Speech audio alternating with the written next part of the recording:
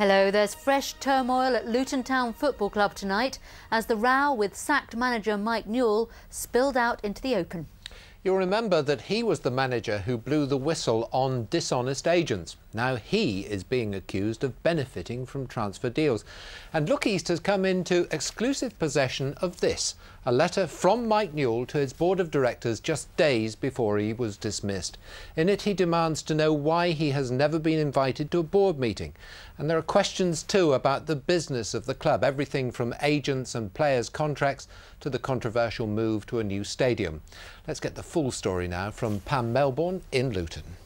Well, Stuart, even by football standards, this is turning into a very messy divorce. Both sides are at loggerheads, and stuck in the middle is a football club stranded towards the bottom of the Football Championship. The letter is explosive stuff, and Mike Newell was clearly a very angry man when he wrote it and handed it in to the board of directors. He started off by saying, "Dear Chairman and Board, in view of the fact that the board refuses to hold a board meeting in the presence of the manager, I feel the need to ask a number of questions, and it appears that this is the only way I can do it." He goes on for the next couple of pages talking about everything from the players' kit to details on the accounts. Well, this letter has been verified to me today by a former director of Luton Town Football Club, Martin King. Now, Mr. King resigned last week in protest at the way Mike Newell was sacked.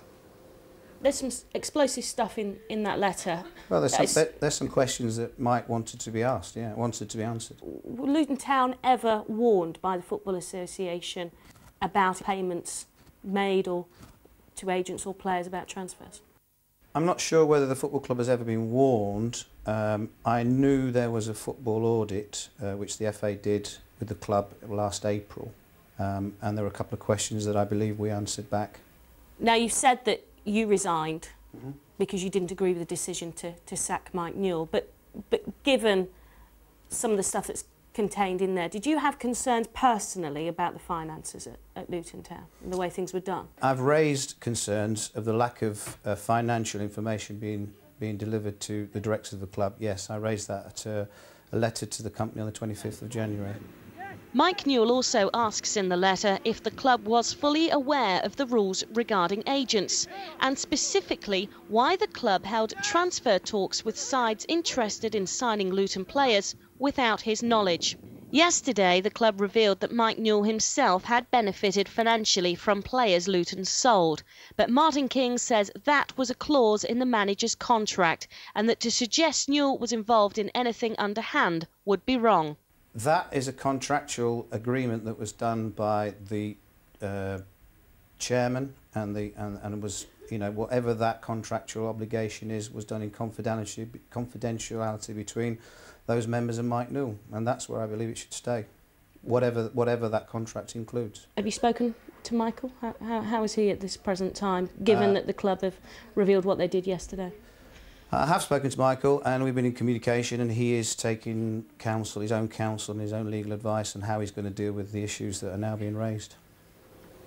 Well, we have tried to contact Mike Newell for an interview today, but at the moment he wants to keep silent on the subject. But Luton Town have issued the following statement. In response to the question whether or not the club had been warned about irregular payments by the Football Association, the club confirms it had not. The club would also like to state that the letter Mike Newell presented to the board last Wednesday played no part in the board's decision to terminate his contract.